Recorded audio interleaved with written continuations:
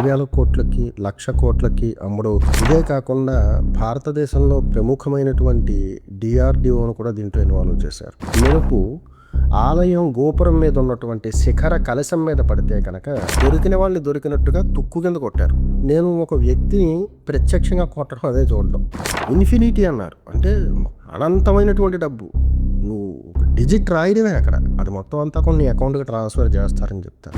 దాన్ని ఆ గుడి మీద ఉండగానే బిజినెస్ చేసేస్తూ చాలా వీడియోలు గతంలో లీక్ అయ్యాయి. శ్రీ గురుభ్యో నమః. సింహి అపరాజిత మహామంత్రాలయం.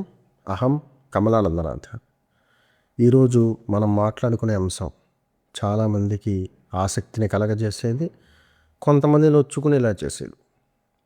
ఇక నేను గడిచిన వీడియోల్లో ఈ అద్భుతమైనటువంటి వస్తువులు కొన్నిటి గురించి, జనాల్లో ఉన్న అపోహలు, దాని వాస్తవికత, వీటి గురించి మాట్లాడుతూ ఉన్నాను. ఈరోజు ప్రత్యేకంగా చాలా పెద్ద మార్కెట్. దీని గురించి వందలాది మంది తాపత్రయపడిపోతూ ఉంటారు. దీనికో మీడియా ఉంటుంది, మధ్యవర్తులు అంటే ఫండర్స్ ఉంటారు, దీనికి టెస్టర్స్ ఉంటారు. ఇదే కాకుండా భారతదేశంలో ప్రముఖమైనటువంటి డిఆర్డిఓను కూడా దీంట్లో ఇన్వాల్వ్ చేశారు. ఈ రకమైనటువంటి ప్రాచుర్యం అంతా చూపించి కొన్ని కోట్ల రూపాయల మోసం జరుగుతున్నటువంటి ఒక అంశం ఆర్పి, రైస్ పుల్లర్. చంద్రయాన్ 3 సక్సెస్ కు రైస్ పుల్లింగ్ పాత్ర కారణమంటూ మోసం చేస్తున్న ముఠాను అరెస్ట్ చేశారు పోలీసులు. ఎన్నో మహిమలు గల రైస్ పుల్లింగ్ పాత్రతోనే చంద్రయాన్ 3 సక్సెస్ అంటూ ప్రచారం చేసిన ఓ ముఠా ఓ వ్యాపారవేత్తను నమ్మించి 20 కోట్ల రూపాయలను కాజేసింది. దాని గురించి నిజానిజాలు మీకు తెలియజేస్తాను. ఇందులో 2 ఎపిసోడ్స్ ఉంటాయి. ఇప్పుడు నేను చెప్పే ఈ కార్యక్రమంలో అందరూ ఎలా భావిస్తున్నారు, అందరి అనుభవాలు ఎలా ఉన్నాయి, నాకు వ్యక్తిగతంగా ఏం తెలుసు, ఇటువంటి అంశాలు చెప్తాను. దీని తర్వాత గుర్తుపెట్టుకోండి, ఖచ్చితంగా దీనికి ఒక కంక్లూజన్, ఒక ఎపిసోడ్ ఉంది దీని తర్వాత. అందులో అసలు ఆర్పి అంటే ఏంటి, దాని పుట్టుక, దానికి ఈ మార్కెట్ ఇలా సృష్టించడానికి కారణం ఏంటి, నిజంగా అది 10,000 కోట్లకి 1,00,000 కోట్లకి అమ్ముడవుతున్న అంశాల గురించి తెలియజేస్తాను. ఈ ఒక్క కార్యక్రమాన్ని చూసి మీరు నిర్ధారించేసుకోకండి ఇది అని. రెండో కార్యక్రమం కూడా చూస్తే మీకు సంపూర్ణంగా అర్థం అవుతుంది. ఆర్పి, రైస్ పుల్లర్. చాలామంది ఇదివరకు ఖాళీగా అంటే ఊరికే ఉండేవారు కదా, వాళ్ళని ఏం చేస్తున్నావు అని అడిగితే రియల్ ఎస్టేట్ అనేవారు. ఇప్పుడు ఎవరినైనా మనం కదిపి ఏం చేస్తున్నాం అంటే బిజినెస్ అంటున్నారు. బిజినెస్ ఏంటో చెప్పట్లేదు. వాళ్ళు చేసే బిజినెస్ ఇదే. ఆర్పికి మధ్యవర్తిత్వం. ఆర్పి అంటే రైస్ పుల్లర్, బియ్యాన్ని అట్రాక్ట్ చేస్తుంది. ఈ వస్తువు ఎక్కువగా మనం కాపర్లో చూస్తూ ఉంటాం, రాగి. ఇది చెంబుల నుంచి, బిందెల నుంచి చివరికి గుడి కలశాల దాకా చేరింది. ఇది ఎలా పుడుతోంది అని వాళ్ళు వివరించినప్పుడు మనకి ప్రకృతిలో మార్పులు వస్తూ ఉంటాయి. ఉరుములు, పిడుగులు వస్తాయి కదా. ఈ ఉరుములు వచ్చినప్పుడు ఈ పిడుగులు పడుతూ ఉంటాయి కదా. ఆ సందర్భంలో మెరుపు ఆలయం గోపురం మీద ఉన్నటువంటి శిఖర కలశం మీద పడితే కనుక అది ఆర్పి కింద కన్వర్ట్ అవుతుందని చెప్తారు. దాని తర్వాత భూమి లోపలికి ఈ పిడుగులు అవి పడినప్పుడు లోపలికి వెళ్ళి, లోపల ఒకవేళ ఏదైనా కాపర్ ధాతువులు ఉంటే కనుక అవి కూడా అట్రాక్ట్ అయ్యి ఇరీడియం కింద కన్వర్ట్ అవుతాయని చెప్తారు. వాస్తవంగా భారతదేశంలో ఇరీడియం నిల్వలు చాలా తక్కువగా ఉన్నాయి. ఇతర దేశాలలో, దక్షిణాఫ్రికా లాంటి దేశాల్లో ఇరీడియం చాలా ఎక్కువగా ఉంది. ఇరీడియం అనేది రాకెట్స్లో ఇంధనంగా వాడతారు, వాటి తయారీలో వాడతారు. అలాగే మనకు ఉపగ్రహాలు ఉంటాయి కదా, శాటిలైట్స్, అవి తయారు చేయడంలో కూడా వీటిని ఉపయోగిస్తారని చెప్తారు. ఇదంతా కూడా బిజినెస్ చేసేటువంటి వాళ్ళు చెప్పే మాట. ఒక వ్యక్తి దగ్గర ఆర్పి ఉంది అని తెలియచేస్తే వెంటనే ఒక మీడియా దాంట్లోకి ఇన్వాల్వ్ అవుతుంది. దాంట్లో ఒక ఫండర్ కూడా ఉంటాడు. ఫండరు ఇప్పుడున్న మార్కెట్ ప్రకారం ఈ వస్తువు కలిగిన వాళ్ళకి ఎలా అలవాటు చేశారంటే, వస్తువును చూపిస్తారు, దానికి కొన్ని పరీక్షలు ఉంటాయి. ఇందాక దాని పేరులో ఉన్నట్టే ఈ రైస్ వేస్తే ఆ రైస్ని అట్రాక్ట్ చేసే లక్షణం రైస్ పుల్లింగ్. దాంతోపాటుగా పైనుంచి నీరు పోస్తే ఆ నీరు దాని మీద పడకుండా పక్కకి పడిపోతూ ఉంటుందన్నమాట. అది రైస్ పుల్లింగ్లో రెండో టెస్ట్. మూడోది టార్చ్ టెస్ట్ అని ఉంటుంది. అంటే మన దగ్గర టార్చ్ లైట్ ఉంటుంది కదా, అందులో 2 బ్యాటరీలు, పెద్ద సైజు బ్యాటరీలు వేసేటువంటి టార్చ్ ఉంటుంది. దాన్ని దగ్గరగా తీసుకెళ్తే అది ఒక 4-5 సెకండ్లలో ఆగిపోతుంది ఆ లైట్. తర్వాత వాచ్, మన చేతికి ఉన్నటువంటి రిస్ట్ వాచ్, చేత్తో పెట్టం, తీసుకెళ్ళడానికి చూపిస్తే దగ్గరికి వెళ్ళిన తర్వాత అది క్లాక్ కావచ్చు, అంటే గోడ గడియారం కావచ్చు, చేతి గడియారం కావచ్చు, తీసుకెళ్తే దగ్గరికి వెళ్ళిన తర్వాత ఉన్నట్టుండది ఆగిపోతుంది. ఇది ఎంత రేంజ్, ఎన్ని ఇంచెస్, ఎప్పటి నుంచి అది అలా ఆపగలుగుతుంది అనే దాని మీద దాని ధర ఆధారపడి ఉంటుంది. అది 10,000 కోట్ల 50,000 కోట్ల అని. ఇక దీని యొక్క ప్రైస్ రేంజ్ ఏంటని అడిగితే అది అనంతం అని చెప్తారు. మీరు ఏం ఎక్స్పెక్ట్ చేస్తే, మీరు ఏం దాచుకోగలిగితే అంత ఇస్తారని చెప్తారు. నాకు తెలిసి నేను ఈ ఆర్పి గురించి సుమారు 25 సంవత్సరాల నుంచి వింటున్నా. నేను దగ్గరగా ఓ వ్యవహారం కూడా చూశాను దీనికి సంబంధించింది. మనకి విజయవాడ దగ్గర హనుమాన్ జంక్షన్ అని ఉంటుంది. అక్కడి నుంచి ఎడమ పక్కకి లోపలికి ఒక దారి ఉండేది. ఆ లోపలికి వెళితే కనుక కొంత దూరం స్టువర్ట్పురం రూట్ పొలాలు ఉంటాయి. ఆ పొలాల్లో ఒక దారి, నేను పుస్తకాలు కొనుక్కుందుకు మా ఊరి నుంచి విజయవాడ వెళ్ళాను. నాకు తెలుసున్న వాళ్ళు కూడా వెళ్తున్నారు. సరే వాళ్ళతో పాటు కలిసి వెళ్దాం. వాళ్ళు ఏం చెప్పారంటే, అక్కడ ఉదయం చిన్న పని అవుతుందండి, గుడికి సంబంధించిన అంశం చూసేసుకుని ఉదయం మీకు కావాల్సినవి మీరు తీసేసుకోవచ్చు, లేదా మిమ్మల్ని డ్రాప్ చేయమంటే చేస్తాం అన్నారు. ఉదయం ఎలాగో తిరిగి వచ్చేసేదే కదా, వాళ్ళతో పాటు వెళ్ళిపోతే సరిపోతుందని నేను వాళ్ళతో పాటు వెళ్ళాను. అక్కడికి వెళ్ళిన తర్వాత ఒక వ్యక్తి వీళ్ళకి ఫోన్ చేసి దారి చెప్తున్నారు. వీళ్ళు ఫోన్ ఇస్తున్నారు. అలాగే మొత్తం మీద పంట పొలాల్లోకి తీసుకెళ్లారు కారుని. అంటే ఆ పంట పొలంలోకి కారు వెళ్ళిన తర్వాత వెళితే ముందుకు వెళ్ళాలి, లేకపోతే వెనక్కి రావాలి. ఇంకో వాహనం వస్తే కనుక దాన్ని క్రాస్ చేయడానికి కానీ దానికి కానీ అవకాశం లేదు. ఒక కారు వెళ్ళేంత దారి. అందులోకి వెళ్ళి సగం మధ్యగా, అంటే కొంత దూరం వెళ్ళిన తర్వాత అటు నుంచి ఒక 20 బళ్ళు, ఇటు నుంచి ఒక 20 బళ్ళు వచ్చాయి. దాని మీద 40 మంది వచ్చారు. దొరికిన వాళ్ళని దొరికినట్టుగా తుక్కు కింద కొట్టారు. నేను ఒక వ్యక్తిని ప్రత్యక్షంగా కొట్టడం అదే చూడడం. ఇక నేనైతే పంచి కట్టుకుని ఉన్నాను, ఎవరు నా మీద దాడి చేయలేరు. ఎవరైతే ప్రధానంగా ఫోన్ మాట్లాడారో, ఎవరి దగ్గర అయితే డబ్బులు ఉంటాయని వాళ్ళు గమనించారో వాళ్ళందరినీ కూడా చాలా గట్టిగా కొట్టారు. ఏదైతే పట్టుకెళ్ళిన బండి ఉందో దాంట్లో వాహనం 4-వీలర్ కార్ గాలి తీసేశారు. దాంట్లో ముందు జాగ్రత్త కింద వీళ్ళు వెపన్స్ లాంటివి పెట్టుకున్నారు, అవి కూడా తీసుకెళ్ళిపోయారు. సీటు కింద అనమాట ఒక బాక్స్లో ఉంటే అందులో డబ్బులు పెట్టారు. ఒక 5 లక్షల రూపాయలు అడ్వాన్స్ ఇవ్వడానికి ఆ డబ్బులు తీసేసుకున్నారు. ఇంతకీ వాళ్ళకి ఏం చెప్పి అక్కడ దాకా తీసుకొచ్చారంటే, లోపలకు ఒక శివాలయం ఉంది, దాని అర్చకుడు ఈ కలశాన్ని అమ్మబోతున్నాడు. ఎందుకంటే చాలా ఆర్థికంగా చాలా బలహీనపడిపోయాడు, వాళ్ళ కూతురు పెళ్ళేవి ఉన్నాయి, దీనికి సంబంధించినంత అవగాహన లేదు అతనికి. అది అమ్మేస్తే కనుక డబ్బులు వస్తాయి, దాంతో కాలక్షేపం చేద్దాం అనుకున్నాడని. ఇక్కడ జరిగేదంతా స్కామే, ఏది నిజం కాదు. అక్కడికి వెళ్ళడం వల్ల ఆ దెబ్బలు తప్పలేదు వాళ్ళకి, ఆ డబ్బులు కూడా కోల్పోయారు. ఇక వెళ్ళేటప్పుడు మళ్ళీ కారు తాళం తీసుకుని వాళ్ళు బండి మీద వెళ్ళిపోయి వెళ్తూ వెళ్తూ వీళ్ళల్లో ఒక అతన్ని బండి మీద ఎక్కించుకుని 15 కిలోమీటర్లు తీసుకెళ్ళి అక్కడ తాళం విడిచి వదిలేశారు. వాడు అక్కడి నుంచి ఇక్కడ రావడానికి 2 గంటలు పట్టింది. తర్వాత జాగ్రత్తగా గాలి కొట్టించుకుని మళ్ళీ అక్కడి నుంచి బయలుదేరి రావాల్సి వచ్చింది. ఇందులో నేను సంపాదించాను, ఫలానా వ్యక్తి సంపాదించాడు, ఫలానా వారికి ఇన్ని వేల కోట్లు వచ్చాయి అనడానికి ఒక్కడు కూడా లేవు. వాడు కోల్పోయాడు, వాడి ఇంట్లో ₹1,00,00,000 నష్టపోయాడు. ఇటువంటి వాళ్ళు వేలాది మంది ఉన్నారు. మనం ఒక విషయం గురించి ప్రయత్నం చేస్తున్నప్పుడు ముందు విషయానికి సంబంధించిన లోతైన అంశాలు తెలియాలి. ఇక్కడ మార్కెట్లో దీని చలామణి ఎలా ఉందంటే, ఈ రైస్ పుల్లర్ ఇందాక చెప్పాను కదా, ఒకటి బియ్యం, 2 పైనుంచి నీళ్లు పోస్తే అవి దాని మీద పడకుండా పక్కకి పడిపోతూ ఉంటాయి, ఇదొకటి. 3 టార్చ్ లైటు, వాచ్, ఇవన్నీ పరీక్షలు చేస్తూ ఉంటారు. దీంట్లో 18 అని ఒక కాయిన్ ఉంటుంది, అనా 1 అనా అని అవుతుంది, రాగి కాయిన్ పెద్దగా ఉంటుంది. అప్పుడు బ్రిటిషర్స్ వేయించారు, దాని మీద రాముల వారి పట్టాభిషేకం, రామ పరివారం అంతా ఉంటుందన్నమాట. 18 అది కూడా ఆర్పి కంటెంట్ అని చెప్తారు. దాంట్లో కూడా ఆర్పికి సంబంధించిన ధాతువులు ఉన్నాయి. దానికి ఉజాలా టెస్ట్ అని చేస్తారు. నీళ్ళల్లో 4 చుక్కలు ఉజాలా వేసి ఒక గ్లాసు నీళ్ళల్లో దాంట్లో ఈ కాయిన్ వేస్తే కనుక ఆ బ్లూ నీళ్ళల్లో ఏదైతే కరిగిపోయినటువంటి ఉజాలా నీళ్ళు ఉన్నాయో ఆ బ్లూ మొత్తాన్ని ఈ కాయిన్ తీసేసుకుని పైన ఉన్న నీటిని ప్యూరిటీగా, అంటే మామూలుగా మనం నీళ్లు పెడితే ఎలా ఉంటాయో అలాగే ఉండేలా చేస్తాయి.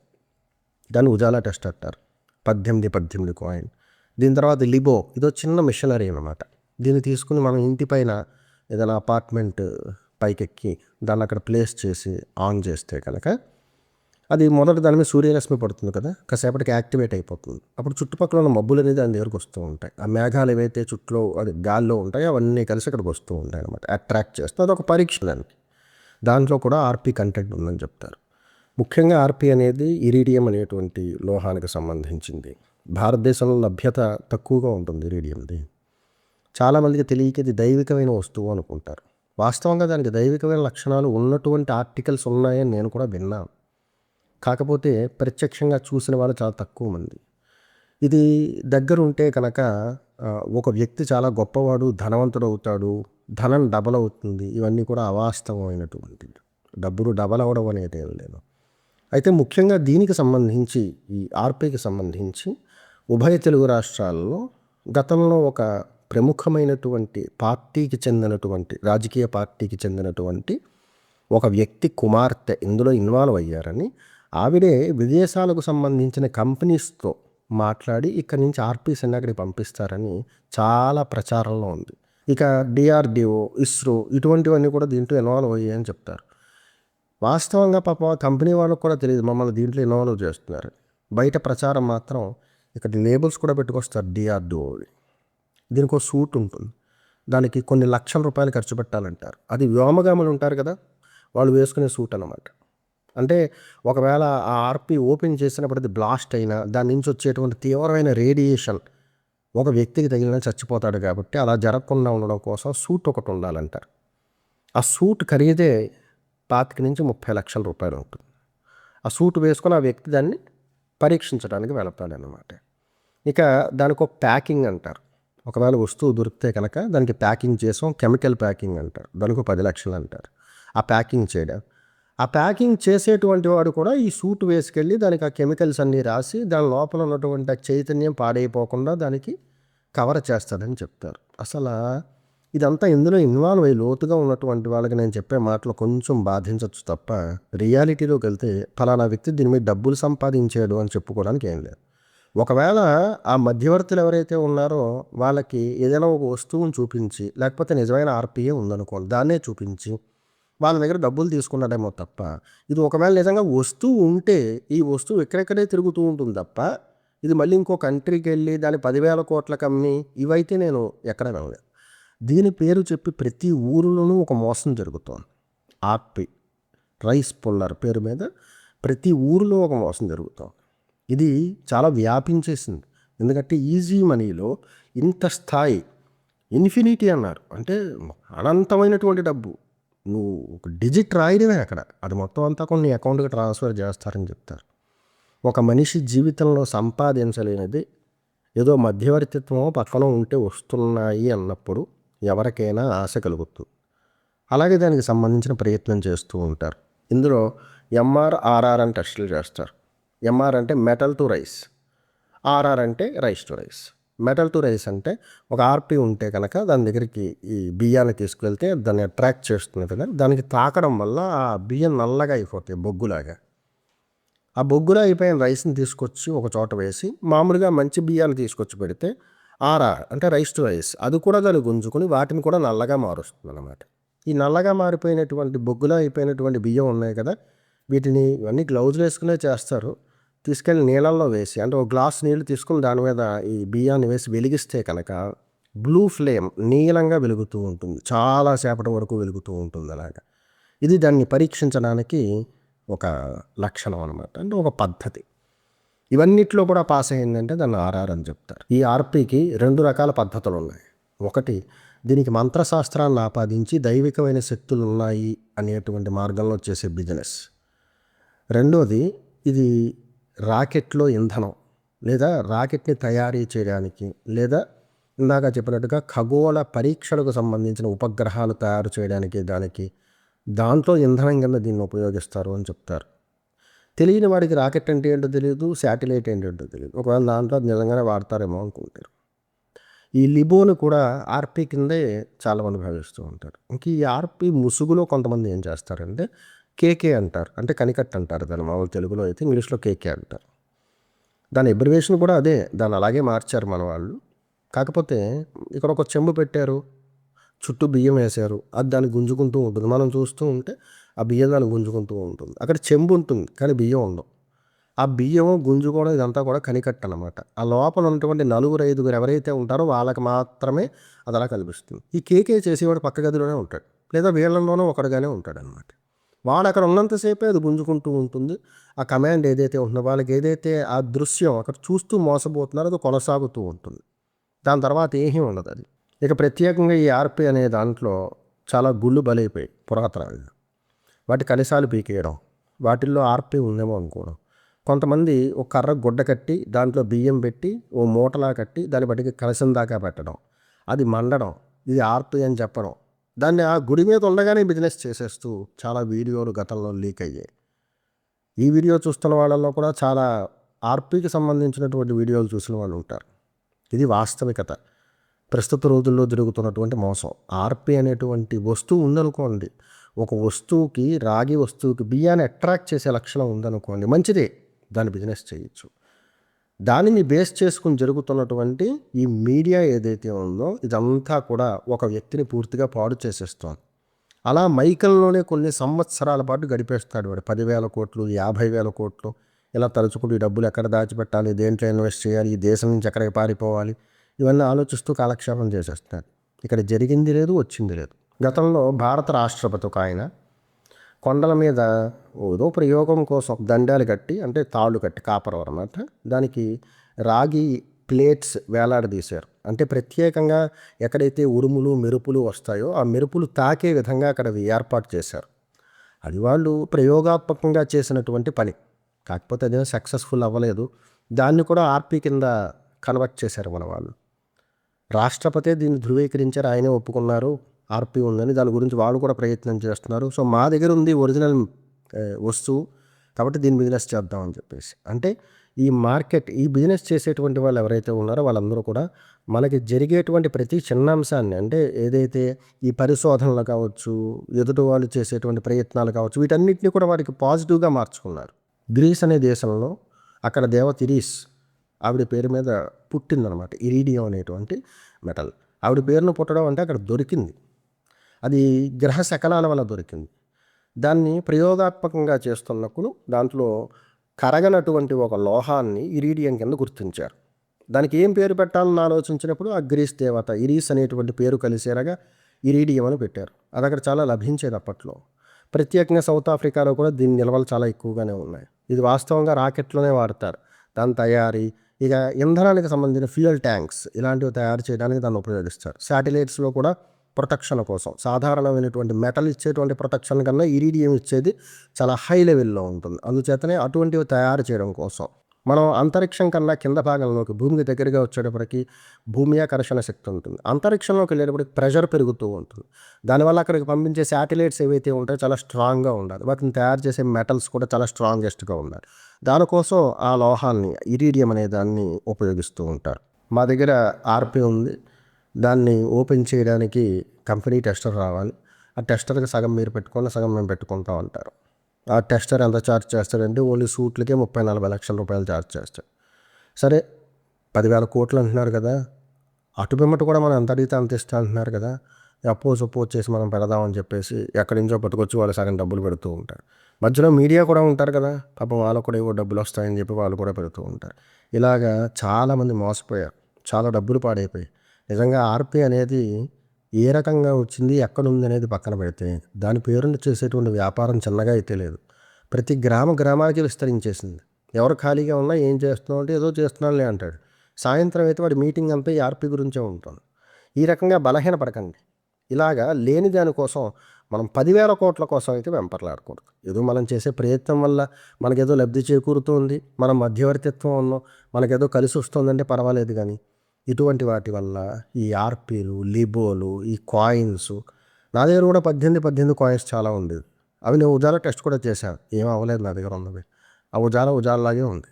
ఆ తర్వాత కాయిన్లు తీసి ఎవరో వాళ్ళకి ఇచ్చేసాను. చేతను కొన్ని వస్తువులు ఉంటాయి, ఆధ్యాత్మికంగా చాలా పటుత్వం కలిగిన వస్తువులు ఉంటాయి.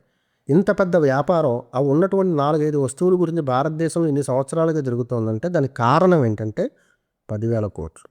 అది చిన్న అమౌంట్ కాదు కదా, దానికోసం అందరూ దాని వెనకాల వెళ్తూ ఉంటారు. తస్మాత్ జాగ్రత్త. ఆర్పీకి సంబంధించినటువంటి సమగ్రమైన సమాచారం, అటు శాస్త్రీయత, ఇటు ఆధ్యాత్మికత, అసలు ఏం జరుగుతోంది. నేను కేవలం ఈ కార్యక్రమంలో ఆర్పీకి సంబంధించి జరుగుతున్న వ్యాపార విషయమే చెప్పాను, మార్కెట్ ఎలా ఉందనేది చెప్పాను. అసలు ఆర్పీకి సంబంధించిన సమగ్రమైన సమాచారం మీకు తప్పకుండా తెలియజేస్తాను. ఎప్పుడైతే ఈ ఆర్పీ వీడియోకి 5,000 లైక్స్ వస్తాయో 5,000 లైక్స్ వచ్చిన వెంటనే రెండో కార్యక్రమం టెలికాస్ట్ అవుతుంది. కాబట్టి ఈ కార్యక్రమాన్ని లైక్ చేసి నలుగురికి షేర్ చేయండి. దీంట్లో 5,000 లైక్స్ కంప్లీట్ అయిన తర్వాత ఎప్పుడు కంప్లీట్ అయితే అప్పుడే RP2 అనేటువంటి ఎపిసోడ్ని రిలీజ్ చేస్తాం. శుభం భూయాత్.